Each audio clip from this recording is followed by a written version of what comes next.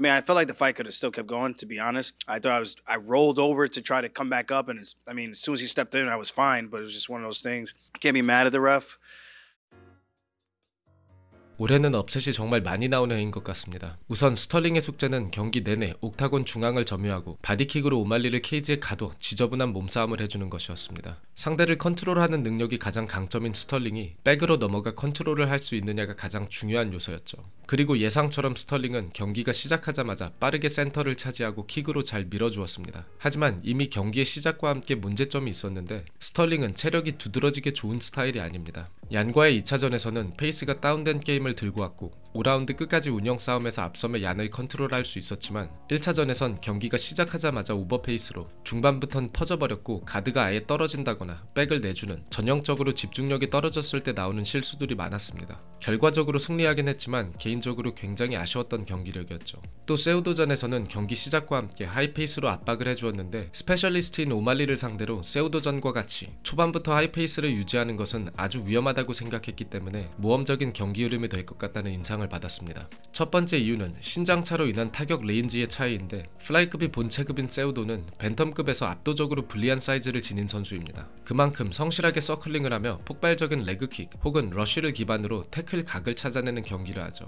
세우도의 태클은 스크램블 혹은 컨트롤 게임으로 경기를 풀어가야겠다 준비해온 스털링에게 하이페이스로의 압박은 상대적으로 위험이 적었지만 오말리는 들어와주는 상대에게 빠지며 카운터를 집어넣고 돌아나가는 능력이 뛰어난 선수입니다. 즉 빠른 페이스로 압박을 하는 만큼 오말리 존에 위치할 가능성이 많다는 뜻이죠. 또 무조건 오말리를 컨트롤할 수 있다는 자신감에 기반한 운영이었겠지만 케이지 사이드에서 쉽게 뽑아내지 못한다면 장기적으로 체력에 크게 부담이 가는 악수가 될 수도 있는 운영이었다고 생각합니다. 어쨌든 결과적으로 오말리를 밀어주는 것에는 성공을 했죠. 하지만 아무리 오말리가 레슬링 게임을 섞지 않는다고 하여도 백을 내줄 수도 있는 이런 움직임들을 자주 보이는 것은 이번 경기에서도 조금 아쉬웠던 것 같습니다. 이번 경기에서 스털링의 패착 두 번째 이유는 오말리의 오펜스를 필요 이상으로 경기했기 때문이라고 생각합니다. 인터뷰에서도 언급했듯 오말리의 타격은 경기해야 하는 것이 당연합니다. 하지만 이런 작은 베이팅 동작들에도 크게 반응을 하며 뒤로 아예 빠져버리는 모습이 연출됐는데 그러다 보니 아주 타이트한 압박이 아니라 옥타곤 중앙을 차지하는 데에 밀고 당기는 흐름이 형성되었습니다. 딥킥에도 크게 반응하는 모습이고 러쉬 페인트에 잽싸게 백스텝을 밟아주는 모습이 자주 나왔죠.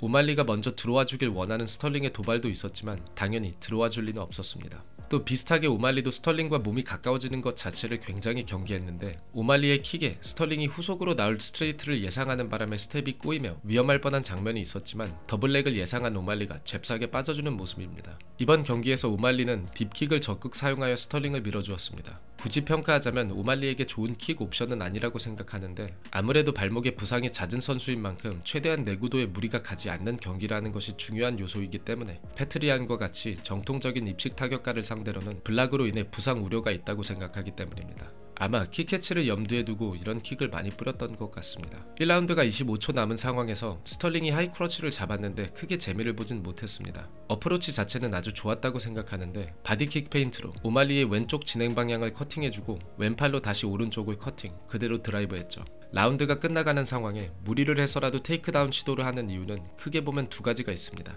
첫 번째, 포인트 싸움에서 우위를 점치기 쉽지 않은 저지들에게 인상을 남겨 안정적으로 라운드를 먹고 가고 싶다. 두 번째, 감정적으로 상대의 기세를 누르고 싶다 라고 할 수 있을 것 같습니다. 어느 정도 훈련이 된 수련자들끼리는 몸을 한번 섞어보면 상대의 전력을 평가할 수 있는데 오말리의 입장에서는 생각보다 버틸만 하다 라는 인상을 받았을 것 같습니다. 결론적으로 스털링은 상대를 뽑아낼 완력이 부족하기 때문이죠. 2라운드가 시작하자 스털링의 바디킥 시도가 있었고 오말리가 프런트킥을 주다 미끄러졌습니다. 스털링이 하이크러치 그립으로 밀어주었지만 오말리가 골반 싸움을 해주며 공간을 잘 만들었고 힙 컨트롤이 되지 않았기 때문에 두 번째 테이크다운 역시 실패로 돌아갔습니다. 그리고 이번 경기의 하이라이트, 피니시 장면이죠. 오말리가 스위치하는 스털링의 앞손을 컨트롤, 평상시와 같이 킥베이팅에 스털링이 레프트를 던집니다. 깊게 던지는 뒷손에 오프닝이 생기는 현상을 스트라이킹에서는 오버커밋먼트라고 하는데 오말리의 가장 큰 무기 라이트가 그대로 꽂히며 스털링이 쓰러졌습니다. 오말리는 라이트가 정말 좋은 선수이긴 하지만 레프트로 거리를 조절하고 있는 선수에게 깊게 뒷손을 던지는 무리수는 사실 오말리가 아니라도 충분히 캐치를 할 수 있다고 생각합니다. 그리고 이번 경기에 있어 이런 식의 위험한 어프로치는 스털링의 가장 불안한 요소 중에 하나이기도 했는데 스털링은 더블렉으로 케이지 사이드까지 드라이브하고 상대를 가둬주기 위해 뒷손을 깊게 주고 머리를 받고 들어가는 아주 좋지 못한 습관이 있습니다.